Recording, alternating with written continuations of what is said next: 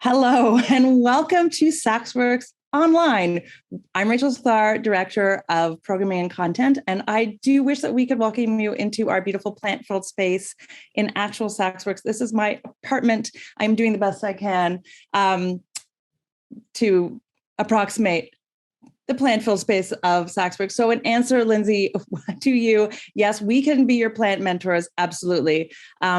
Not all of these ones behind me are real, but they are all genuine and 100% plant at SaksWorks.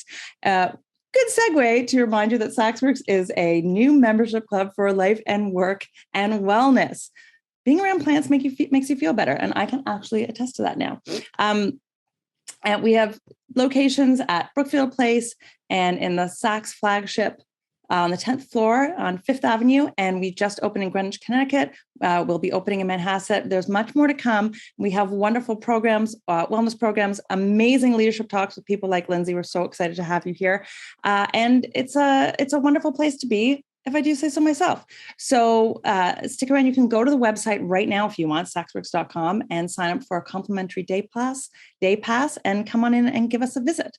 And hopefully, in the meantime, you will stick around here for this incredible conversation with Lindsey Pollak, who is the career and workplace expert, I think, for this moment, this very weird 2022, where are we? What exactly is even a workplace anymore moment? Lindsey is a New York Times bestseller, author of many books, very in demand speaker. She is a designate of the Thinkers 50. Her resume is as long as my arm. If I had very long arms, my arms are medium sized. So we're just gonna jump right in with Lindsey right now. Lindsey, where are we and what should we do? Okay, that's too broad a question, but really, where are we and what should we do? I don't know why. Hi, thank you for having me. Thank you, SaksWorks. I can't wait to be in person. Thank you to everybody watching for this conversation. For some reason, my brain is going to the fact that your mix of authentic and fake plants is where we are in the workplace. That there is a lot going on that is thriving and amazing and alive. And there's a lot going on that is plastic and concerning and maybe not going to last that long and dying. So I feel like the plant as metaphor, mine is fake too, I should announce, but I feel like this plant metaphor, we could go. So where are we? The biggest news story is the Great Resignation, which is that quit rates starting midway through 2021 have been getting higher and higher and higher and higher. And at the same time, if you look at the data, it's really limited to certain industries, primarily retail, tourism, travel, et cetera. Also, for those of us in the New York area, the quit rates are not as high here. So I would just encourage everybody to take that Great Resignation. Everybody's quitting their job with a huge grain of salt. While that's happening, I think the other big story is, do we or don't we return to some sort of office scenario? And with that side, my grand assessment is we're in the messy middle of this. If you ask anyone to tell you where we're going to be on return to office and they have an answer, I think they're lying or just making it up, because we have no idea where this thing is going to end up. But companies and individuals are spending tons of time thinking about where they want to be and how they want to work. So in other words, it's a mess. It does rather seem like a mess. I'm very glad to have provided an apt metaphor for you in terms of this fully makeshift plant wall situation. I think makeshift really is, it's definitely where I'm at right now. As mentioned, we usually have these beautiful talks in our lovely space. And now I am at home using my boyfriend's monitor as a ring light. So I have to press it every time. So doing what we can is, I think, the metaphor, but practically speaking, right? One of the things that you've said in this book is that we like this, this just accelerated forces that were already coming to the fore. And I guess that, so are we in a place that was inevitable? Or has our sort of hastening to try and make things feel normal and be normal hastened in what is essentially a new normal that is different than what was, what you were expecting before. And I should say that your book is called Recalculating: How to Navigate the Changing World of Work, which is this. There it is. There it happen is. to have a copy. Just happen to have it right by me. I was going to my Instagram story with the cover. So we got to plug that. But what has this moment wrought that is that was coming anyway, basically? I think you're exactly right. I think that this was coming, but nobody expected anything to move as quickly as it has. And when we say this, what we're talking about is kind of what we're doing right now, which is figuring out ways to work that don't require us all to be in the same space together. And I just I do a lot of consulting and work with companies, and I would always talk about the future of work being virtual, hybrid, remote, more people being flexible, more movement. And there are people who'd say, well, that would never work here. This company or this industry will never let people work from home. And lo and behold, a pandemic struck, and we all learned, maybe we don't like it, maybe it's not a good fit for everyone, but we can do it in a lot of jobs, particularly white collar jobs. And so that argument of it will never work, will never be productive, is like gone, because banks, law firms, technology companies thrived during COVID. Now, their employees didn't always thrive, but their bottom lines thrive. So when you get rid of that argument, you start to have the conversation about, well, if we want everyone in the office, why is that so important to us?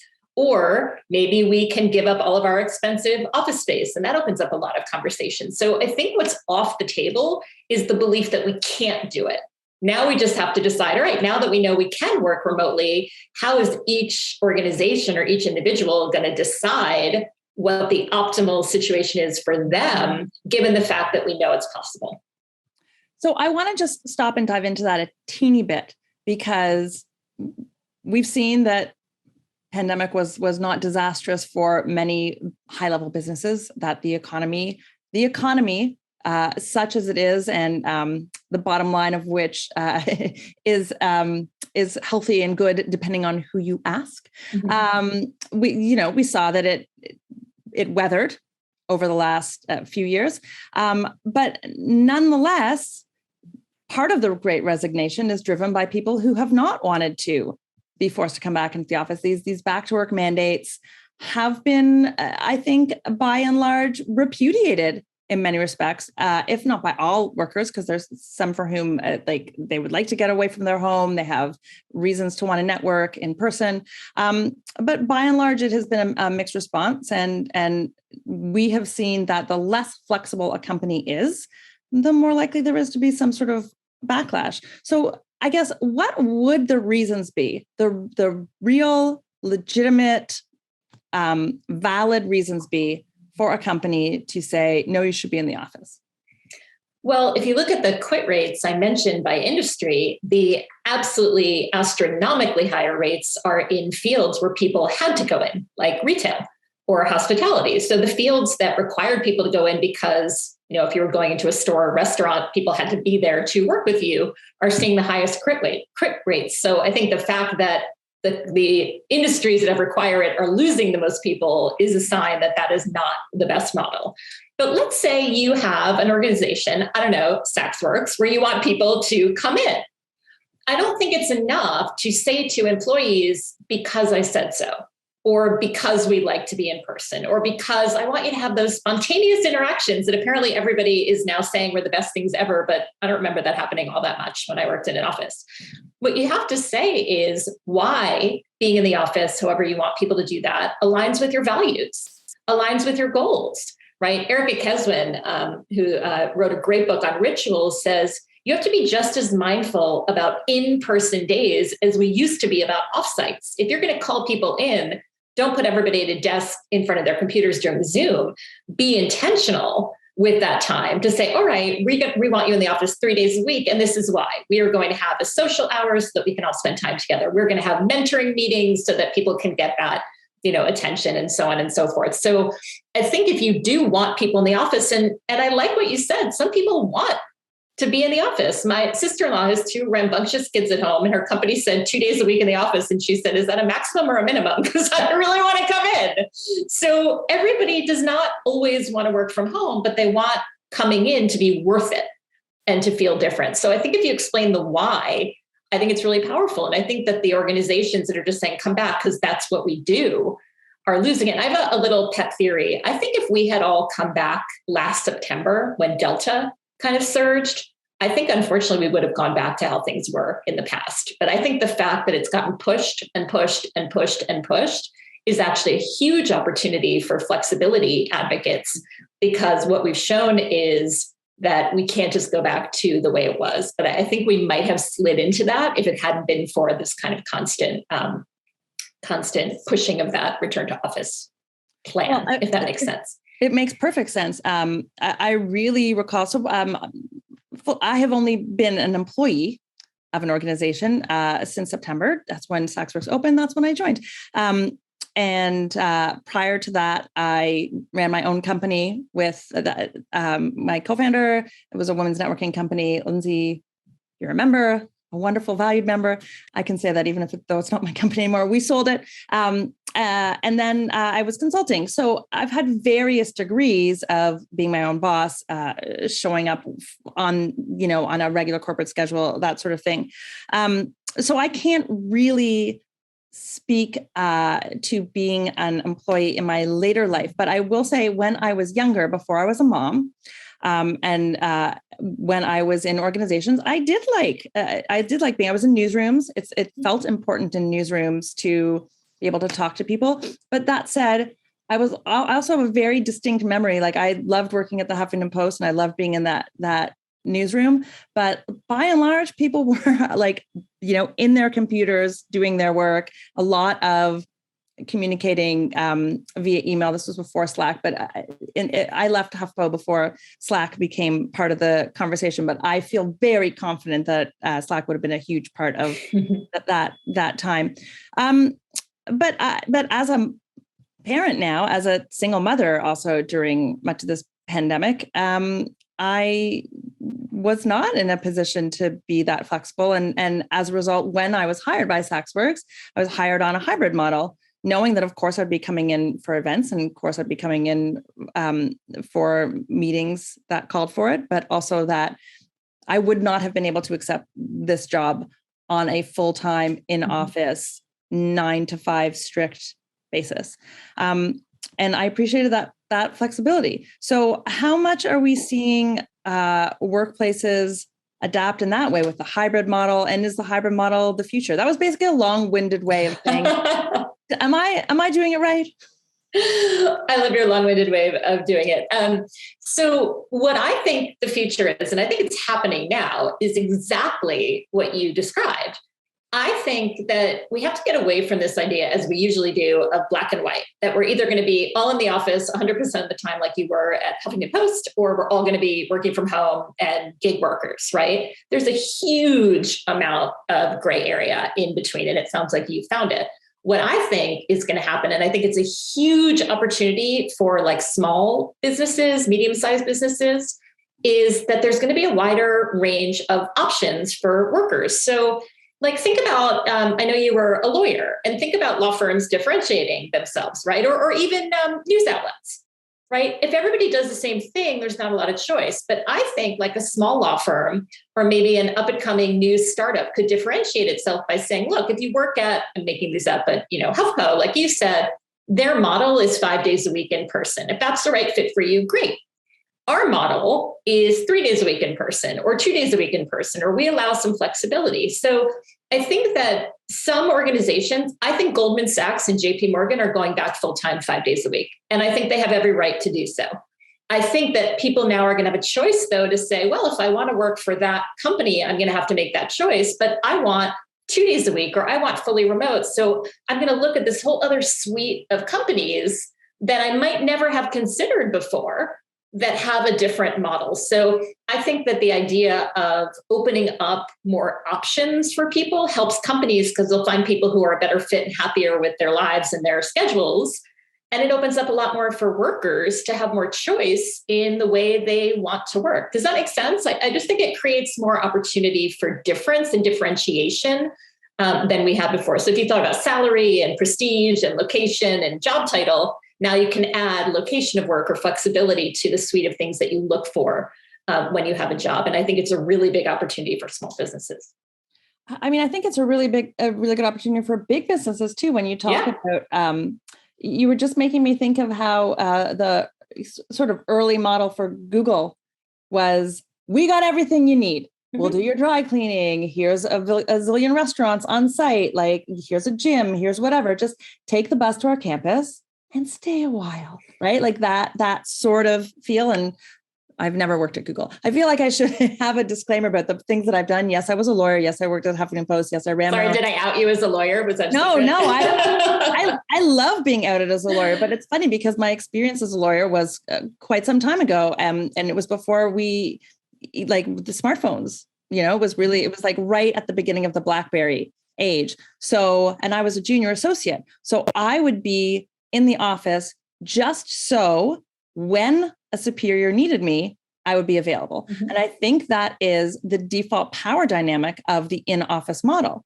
It's not necessarily because we're worried that you're not going to get your work done when if you're home. It's that at the moment I need you, it would be nice if you were there. Now, that is definitely an efficiency and a convenience for someone who is busy. You hire someone, you want them to be available to you when you need them. Totally get that. It is helpful if they are around. And it's also, frankly, it's helpful to people who are working in the company if they just happen to be around when someone is needed, right? Like these are the models that we've seen them across the years. But I do think that what we're talking about represents also like a real power shift between the, employers and potential employees. And it feels like the first time in a long time that there has been like more power handed to employees.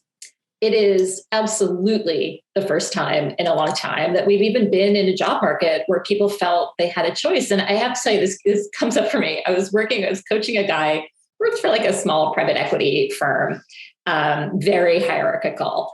And I was asking him about going to the office, and he said, they want us back 5 days a week, but a bunch of us, juniors got together and we said, wow, if we all band together and tell them that we don't want to come back, we have some power. And I said, that sounds remarkably like a union to me. Like, we have had this idea before that if workers band together, they have power. And I think that's really happening, that companies are now finally having to cede some power back to employees. And I think it can be a really, really positive dynamic if companies listen. So what, as you said, if companies listen, so what are you seeing? You wrote this book, you've been going around, you've been talking to different companies, different people, different clients. Like what are you seeing in terms of where things are going? Are the companies listening? Are the good companies listening? Are the formerly good companies where they were good because you could go and get everything there, resistant because they really liked how things were? Like how are things moving? It's so weird because I started writing the book in May 2020. And of course, at that point, I thought the pandemic would be over when my book came out 9 months later. So I kept writing about the post-pandemic marketplace. So that didn't happen. But when I was writing the book, the economy was tough. The job market was really tight.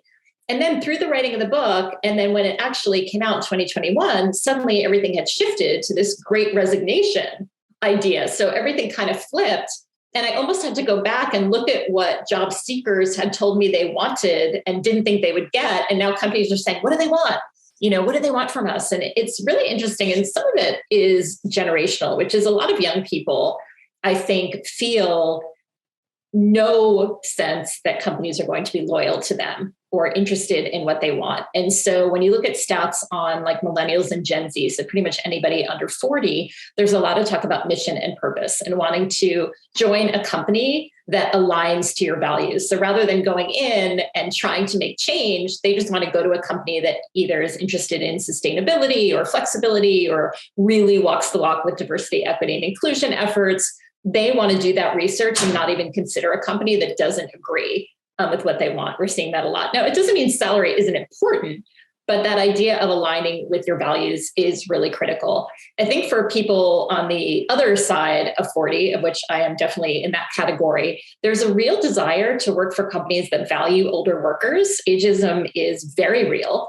And the idea that you will still be trained, you'll still be developed, you'll still be part of that kind of professionalism is really important for the people on that other end of the spectrum. But that belief that the company I work for has to align with who I am and my kind of personal identity is something that I don't think we would have seen maybe 10 years ago.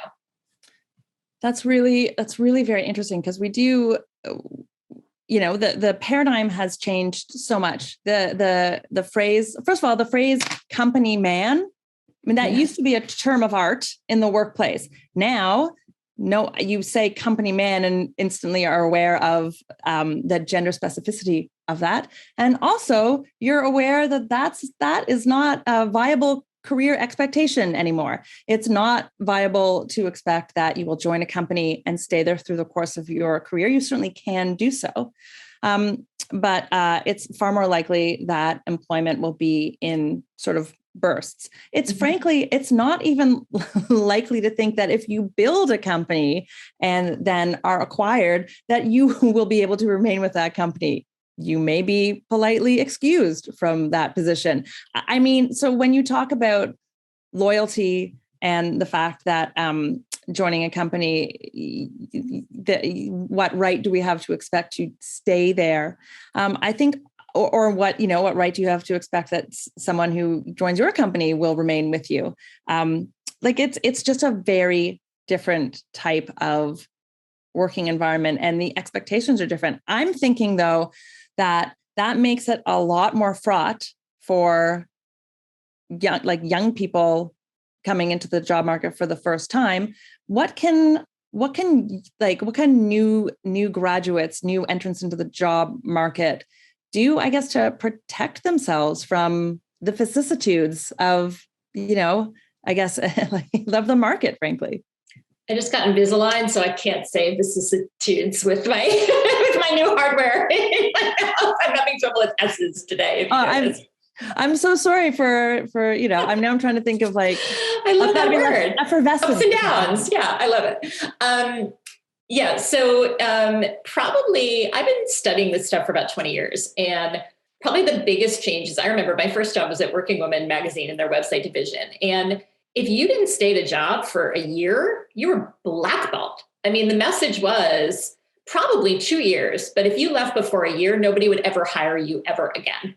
And the longer, the better. And now when I talk to younger people, especially to your point, like very recent college grads, they feel like it's a negative to stay at a company too long because it means that nobody wanted to steal you away, or you couldn't, upskill and go somewhere else. And you see that in Silicon Valley. Nobody stays at Google or Meta or those companies because they want to jump to the next startup. And even if you look at people's Twitter handles and Instagram, it's always ex-Google, ex-Facebook. It's like saying where you were is more powerful than where you are. So I think that's been an enormous shift. If you're just starting out, my message is focus much more on the people and the networks that you're building than on the companies. And I even had, I was doing a focus group of recent grads, and somebody said, I'm not loyal to a company, but I'm loyal to people. So, I've worked with Rachel and I would follow Rachel anywhere, or I worked with Cheyenne and I know if she goes to that company, it's helpful. And you look at companies with strong retention, it's people who say they have the best relationships and the friendships at their company. And some of the best ways companies can recruit, as long as they're careful with diversity, is to ask their own employees to recruit people that they know. And so I think I would focus more on building my networks inside and outside of an organization than really trying to double down on the company itself. You mentioned Facebook, and I think it is worth addressing. Well, you mentioned Meta, which was very impressive because I still think about Facebook, which I think is one of the reasons they changed the name to Meta. There may be other reasons why employees would be choosing to be ex-Facebook right now. Can we talk a little bit about what it means reputationally, right, to join a company that has a mixed reputation, right? So I know from conversations with people who are job seekers that people think seriously about whether or not Facebook is a place, and it might even align with their values, but they just don't want to have that they may not even want to have those conversations. They may just not want to even have those conversations when they post on Facebook that they have a new job, right? Like how much I really do see employers taking reputations seriously. Our mutual friend, Susan McPherson, who is also a SaksWorks speaker, does a great deal of work in the corporate social responsibility area. And like, are you seeing companies taking the issue of reputation and values and making sure their values are clear? Are you seeing that as a decisive trend? I wish I were seeing it more. And I'm thinking of businesses that signed on, against, some of the recent legal changes in Texas, right? Or some people who've come out in favor of certain things. And, I want to take a different angle on the question and hopefully get around to it, which is, I think there are people who feel like we shouldn't mix politics with work, right? Or they see it as political. And then there are people who say, I don't care if I lose employees or customers because this is what I believe in, and that's who I am. And I get it a lot with particularly students who are afraid to put some of their activities on their resume and LinkedIn profile. For example, I get the question a lot, should I put that I belong to a pride organization on my LinkedIn profile? What if the person hiring me or interviewing me doesn't agree with that? Or I interned for a Democratic congressperson. What if the person interviewing me is a Republican? And my answer to that question has always been, would you want to work for a company where it's not okay that you have that opinion? And to be really honest with you, some people say, I don't really care. Yeah, I worked for a Democrat, but it's not so core to me that I wouldn't, work for somebody else. And they genuinely don't care. And so I think there are people who genuinely don't worry or feel upset that a company would disagree with their values.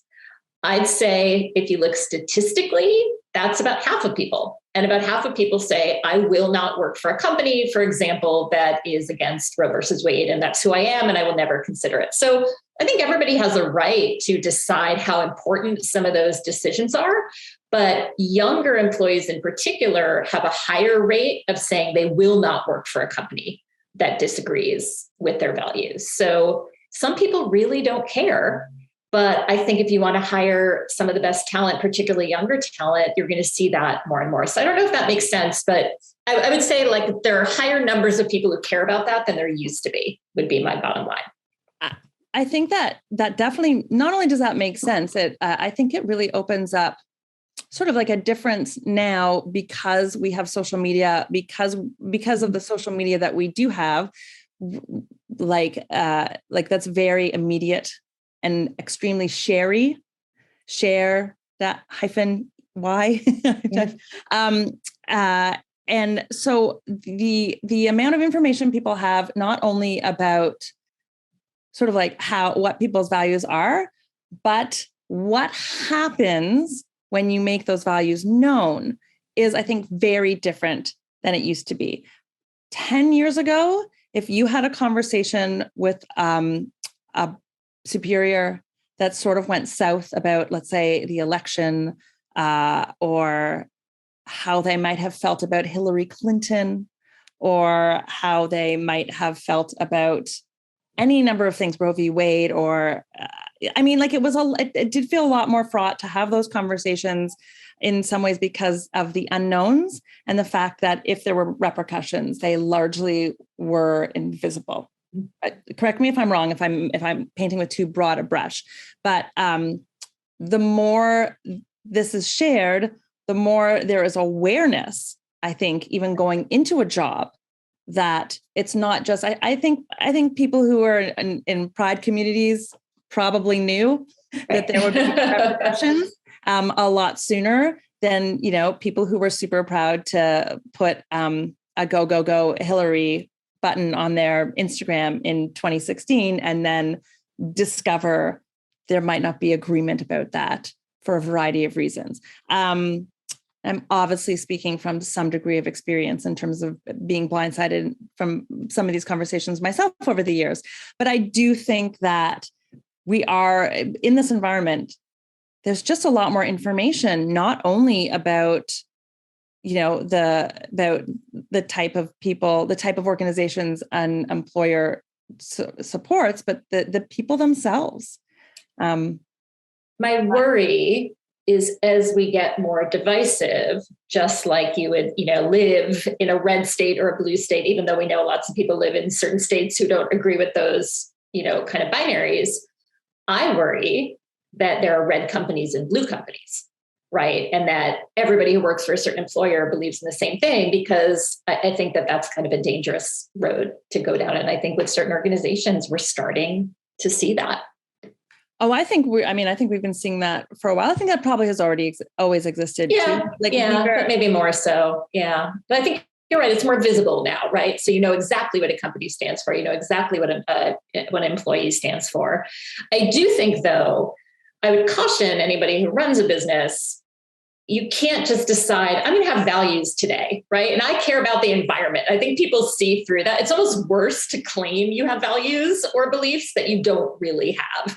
So, we suddenly believe in, environmental sustainability, but we're doing nothing about it. So I think that there's also a caution to not just rights and values. And I think you saw this with DEI. I mean, this is horrifying, but I had companies I was interviewing last year in 2020. Oh my God, we're in 2022. So in 2020, who obviously embraced a lot of diversity, equity, inclusion initiatives. 21, they kept them going. And now they're saying, well, do we still have to keep doing that? It wasn't that done? So you also want to be cautious of people who are kind of jumping on the next trend. I think that's fair. I think actually, is this, I don't want to put you on the spot, but is it reasonable to say that it's a red flag at this point if a company does not have DEI initiatives? Yes. And the question is, do you have initiatives that are meaningful or not? And the best way I heard it phrased was somebody said, are you interested in DEI or are you invested in DEI? Interested means you put a statement on your website. Invested means you pay people for running affinity groups that are related to diversity. You have extended the number of campuses that you recruit on, which costs you money to get more diverse young people. You have analyzed your pay to make sure that it is more equitable. So I think, if somebody has absolutely no DEI, I think that's a red flag. But I would also look, is it just kind of surface or are they actually invested in change? I think that's an important distinction. Early on when I started running the list, and the list was an outgrowth of something I started called Change the Ratio, which was started as an equity initiative specifically for women, but encompassed other underrepresented groups and just started to represent. There are many, many ratios that ought to be changed. But one of the analogies that I used is that it was really amazing how many organizations would not think twice about having a budget line in their budget for catering. You gotta put the plate of cookies out. You gotta, have the fruit at the meeting or the lunch platter at the event. But the balking at paying even the smallest amount for doing meaningful initiatives in DEI was shocking. And the payoff is arguably much greater than not having cookies, although really always have the cookies. I mean, can you have both? Yeah, right? Exactly. Diversity and cookies. It should not be the binary. Okay. I feel so sometimes as a moderator, I feel like I am getting too into my own areas of interest because I'm wait, but. So I'm going to pull back a little bit now. What are you often asked about that I have missed? I'm actually deferring. I'm giving you even more labor here by delegating my job to you. But so I apologize for that. And also, by the way, that's a trick. That's a trick they use. So just be aware. But really, is there something you are frequently asked that I haven't? I love it. I want to take it in a different direction. And this is more from the individual perspective. You know me, you've known me for a long time. I am tips and tactics and rules, and this is what you need to do. And that did not cut it to help people with their careers and even the workplace conversation during this situation that we've all been in. And even my own, you mentioned I'm a speaker. That's how I make my money. I lost all of my business in March of 2020. I mean, zero. This is my calendar of events. It was empty. And it was scary. And tips and tactics were not going to cut it. And so in this book, Recalculating, for the first time ever, every conversation started with, how are you? Right? Are you doing okay?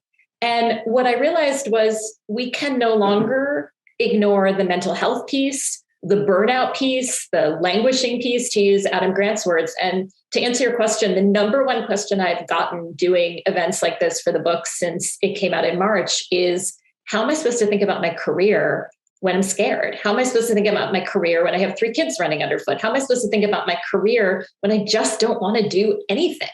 So that kind of mindset, mental health component is probably the biggest change I've seen, where people have to talk about that first to even get to the conversation about tips and tactics.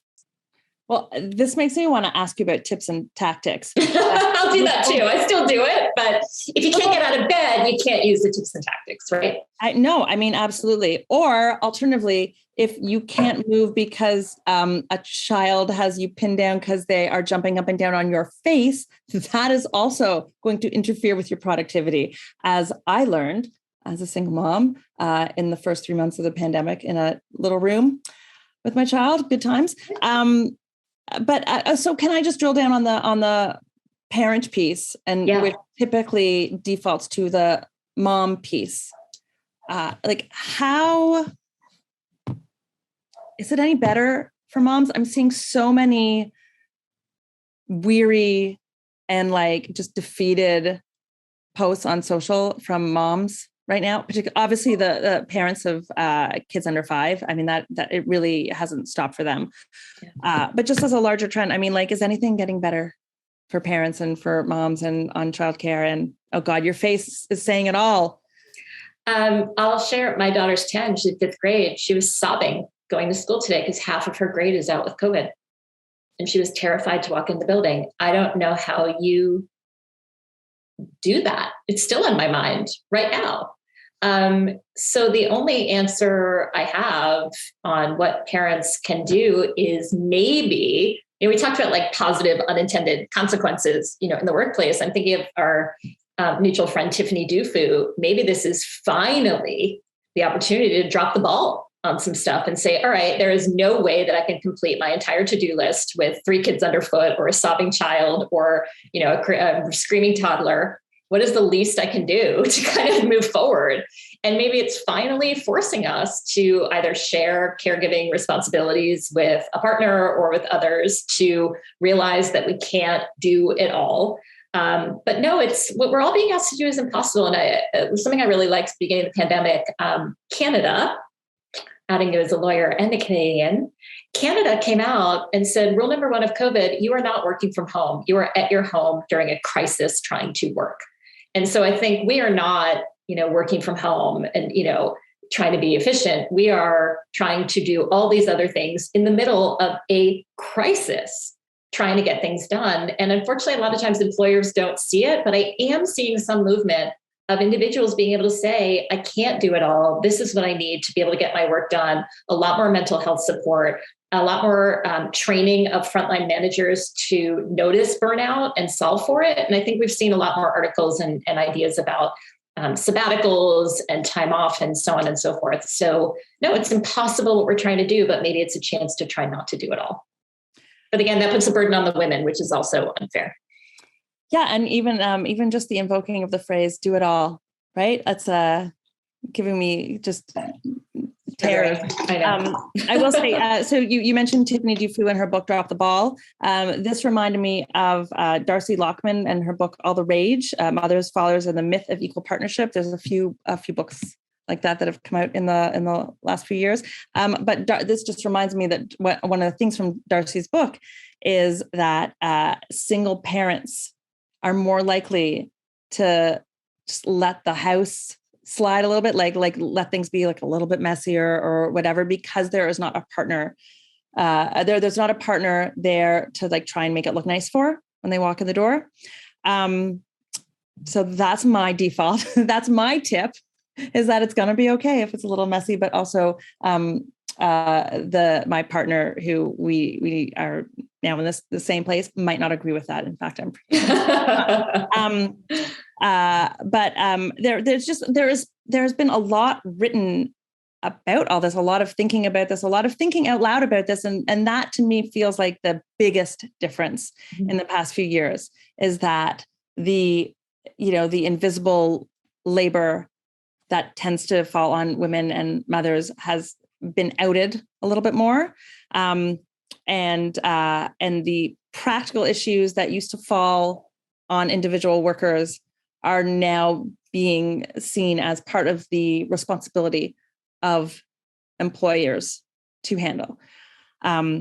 So there's that. I'm going to open it up to questions shortly, but I do want to get back to the tips and tricks. Yes, tips and tactics. If you have them, let's get something, let's get servicey. So a couple of things. Number one, a lot of people say, well, I'm exhausted and burnt out. I can't apply for jobs. I would always ask, what can you do? Right? Could you update one line of your LinkedIn profile? Could you text a friend? So number one is sort of, what is the smallest step you can take to get done what you need to get done? And I think it's right from Carol Dweck, Growth Mindset, which is, you don't have to jump off cliffs. Even Dory Clark, who I know has been your guest, she says, we overestimate what we can do in a day, but we underestimate what we can do in a week or a month. So I think those small steps forward really do matter. Maybe Rachel, pick one thing up off the floor, right? And maybe that will eventually lead to the positive area. The second thing I'll say is the importance of community and really relying on other people, not just for delegation, but I interviewed a group of people who had all been laid off from a retail company at the beginning of the pandemic. And they started a group text chain to just kind of keep each other accountable, to, complain when they wanted to, but just having that feeling of community at whatever stage you are. So if you're starting a business, other business owners, if you're a mom, other moms, if you've been laid off, other people who've been laid off, there's so much power in that. And I think we tend to think that we need to network with people who are in a totally different situation. And that's great. But I think the camaraderie and kind of similar life stage is really powerful as well. And probably the third thing is mindset and telling your story are really important right now. I think a lot of people, or probably one of the most interesting things when I did my interviews, and I interviewed a lot of people on what they were recalculating, I would interview like two people in the same situation. So maybe they had, like you, had their own business and now they wanted to get a full-time job. And I'd speak to one person who'd say, well, I'm never going to find anything. Nobody wants to hire entrepreneurs. And then the other person would say, oh my God, everyone's going to want to hire me because I'm raring to go. I have my own business and now I want to contribute to a company. Why wouldn't they want me?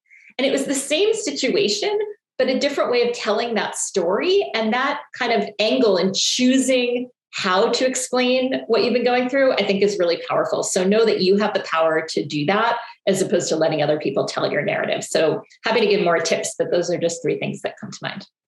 Those are excellent and actionable tips. I'm already imagining my beautiful, clean living room, but I am also imagining one less My Little Pony toy. Just one, and make a difference. Just one. Rarity on the shelf. Okay. Applejack I was going to go with, but okay. I don't know why Rarity came into my head. I don't like Applejack's color scheme, the yellow and red. Anyway, I mean, they're all, we can discuss later. Also Fluttershy, big fan of Fluttershy. Everyone tell us your favorite, or which My Little Pony would you remove from the island of Rachel? Oh my God, no, I can't do that. And so we also had Daniel Ingram, My Little Pony songwriter, talking to us here at SaksWorks. Like we are a full service operation. I love it. In service of what is unclear, but we are a full service operation with our programming. We have questions, which is fantastic. By the way, Lindsey, you're so great and amazing and brilliant and smart and practical and competent.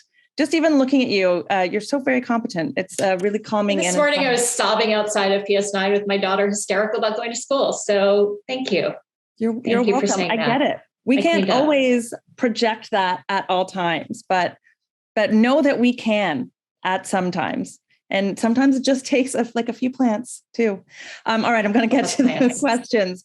All right, Anat, hello. Hi. Anat Barron asks, do you think that power will shift back to companies from employees once we are a few years out? I wonder if we go back to normal. And speaking of Google, how does employee activism fit into this?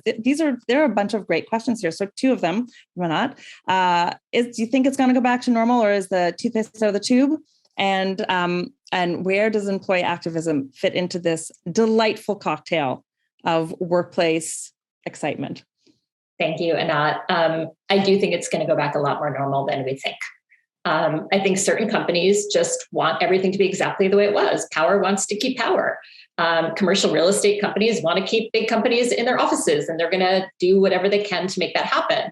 But I think if we went from like 15% of people working remotely, it'll probably be like 20 or 25%. And that probably, to Rachel's earlier point, would have taken 50 years before COVID, but now it's going to happen really fast. So I think we're going to see a lot of movement, but we're also going to see a lot of companies that fight tooth and nail to be exactly as they are. So I think it really depends on industry. I think it really depends on location. But I think employees or job seekers need to really look around and know that you have more choices, and we can choose with our feet. If everybody leaves the companies that want to go back to the status quo, that's going to send a message. I also think if you work at a company that wants to differentiate, you have a huge opportunity now to do that. So I do think a lot is going to go back to normal, but we'll start to see that movement. But I don't think that everything is going to change forever. The other question on employee activism, I think a lot of companies are squashing it. And I think they're firing people. And I think it's leading to lawsuits. And I think it's leading to really bad publicity. But yeah, I'm really closely following kind of some of the union movements, because I've always thought millennials and Gen Z might lead to a resurgence of unions, which could be really interesting. You saw that, a little bit starting to happen, but it's still a really risky endeavor. And I think the pendulum swing is still against employee activism, but the people who do it, I think Frances Haugen is a really good example of somebody who was very savvy about it.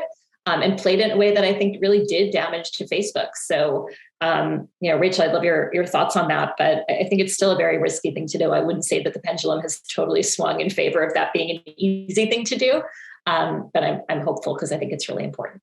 No, I don't think it's an easy thing to do at all. And it is risky. You are sticking your neck out. It's important to know that, right? It's important to, I think it is important to, if you have allies in a company, to have them have your back, if you can. Sorry about that screen shake just there. And I also think, I've been very impressed as a sort of like a media, I guess I wouldn't say old timer, but like medium timer, seeing the next gen at media companies just push 100% for unions and take it on as their identities. All this, the switching of their avatars to the union signs and stuff. I've been really inspired, I have to say.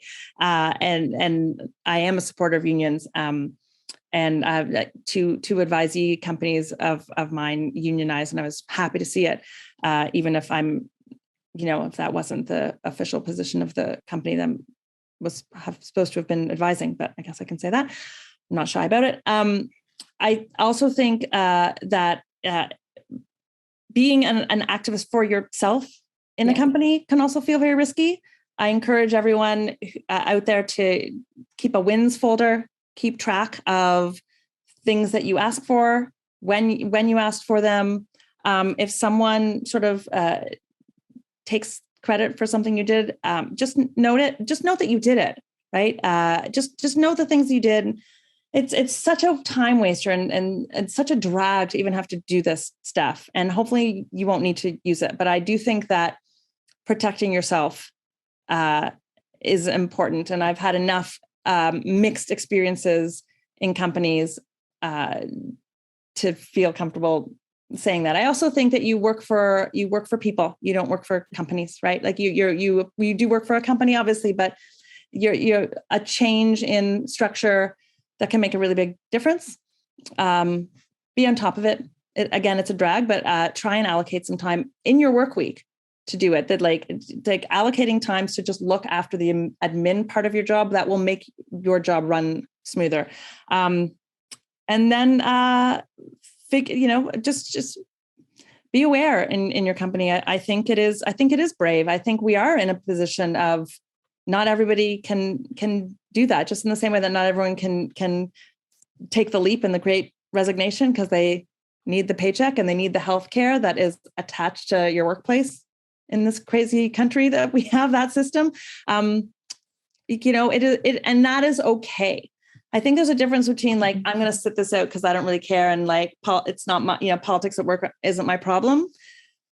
And I do not feel like I have the capital to risk right now. I think it's okay to like assess your situation, but at the same time, it is also important to be an ally at work to your coworkers. That was my take. And thank you for asking me, Lindsey. Once again, taking the moderator job for me. I'm going to take this next question. What is your advice to navigate through a conversation with a boss about a hybrid model of working from home, especially if the reasoning is just because? So, Mia, I'm going to encourage you to change your reasoning because nobody's going to say yes to just because I want it, right? The best way to ask for anything from a boss, and to Rachel's point, you're asking a person who's representing the company, but that person has to become an advocate and want to give you what it is that you're looking for, is you always have to put it in the language of what's in it for them. So like if you're asking for a raise, you can never say, I need the money, right? Because that doesn't incentivize them to give it to you, whether it's true or not. You have to put it in terms of what they're going to get for that change. So I would like a hybrid model because I'll be able to be more productive without having a commute. I would like the hybrid model because I can do more focused work, which will serve our clients better when I'm working from home.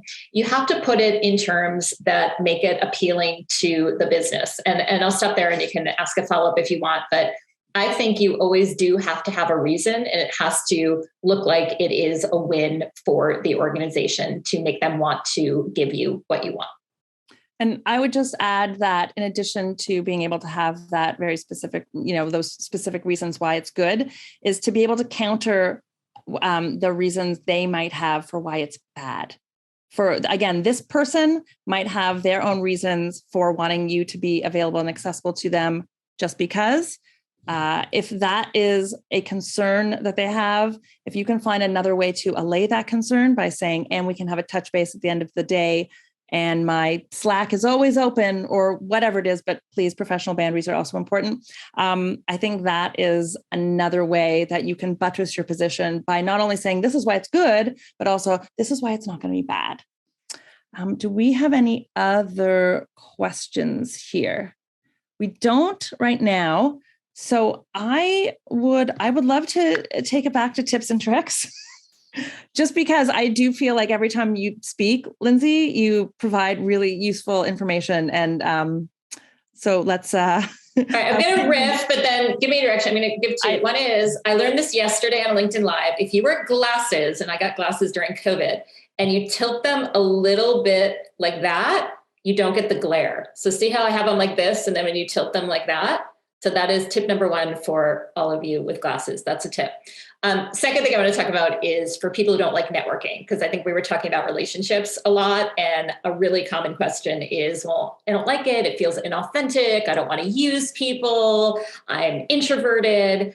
And probably the best tip that I've seen for people who don't like the idea of networking is to not think about yourself in that at all, and think of building relationships through how you can help other people and what you can give. So for instance, if I go to a networking event or a webinar, or somebody says, hey, you should really talk to Cheyenne, instead of sort of saying, well, what am I going to get out of it? Think, Cheyenne, what can I do for you? What are you working on now?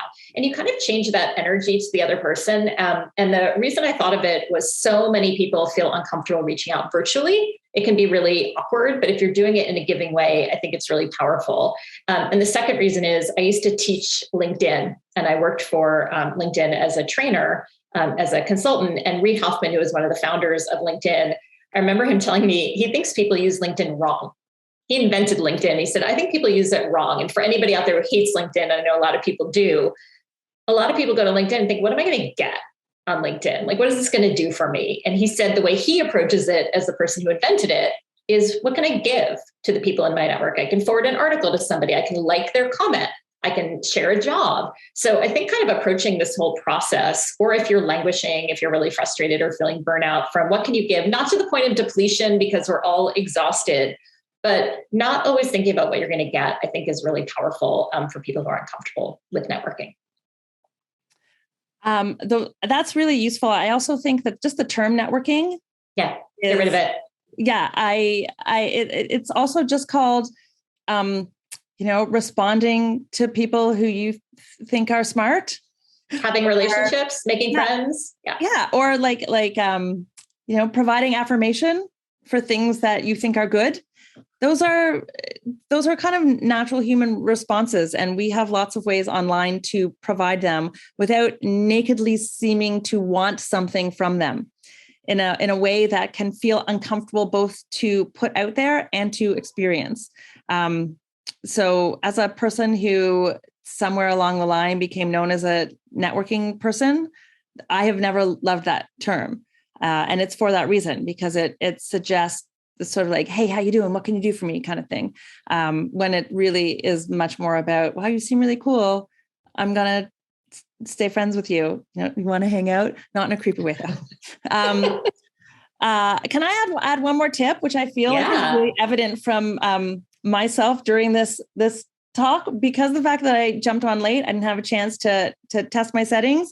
As a result, I didn't test them. And over the course of this hour, the light in my living room has shifted so that I realized that the screen that I was using for my ring light, whatever softening light, was making me look kind of reddish. And so I just pulled up the light on my screen here, and I think that fixed it. Point being is, if you have a moment to just test your settings before you go online to present yourself to the world, it's probably a good idea, because that's your professional face. The home studio is the new way of presenting ourselves to the world. And it is prudent to know how that is going to work out, and also to troubleshoot for it. So love to be an active example of all the ways in which you can improve that are simple yet effective. That's what I do in life. No red lights. Lindsey, you are so smart, helpful, insightful, experienced, wonderful. And you have a lovely pink chair that I just want to hang out and read a book in. Wayfair, $100. Just saying, public service announcement. It's actually very uncomfortable, but it looks really good in the background. So thank you. Full disclosure. Don't sit in it, but put it in your Zoom background. So in other words, I think that we've circled fully back around to some plants are real, some plants are fake. Some chairs are decorative and not practical. Yes. And the key is to know how to know the difference. That's the key. Know the difference. And how to use what you got. Think that works? All right, everyone. Speaking of using what you got, go to SaksWorks.com, sign up for that free complimentary day pass. Come on in and visit us. Make sure your camera's charged, because speaking of using what you got, you want to take selfies with our plants. I promise you, they're going to look great. You're going to get a new headshot out of it. So it's a total win-win. Lindsey Pollak, you are wonderful. Thank you so much for being with us. And thank you for sharing all of your lessons from Recalculating with us today. Everyone, go forth and have a great day. And just one thing, just do one thing. And if that one thing is buying Lindsey's book, that's also great. Thank you so much for having me. It was wonderful. Take care.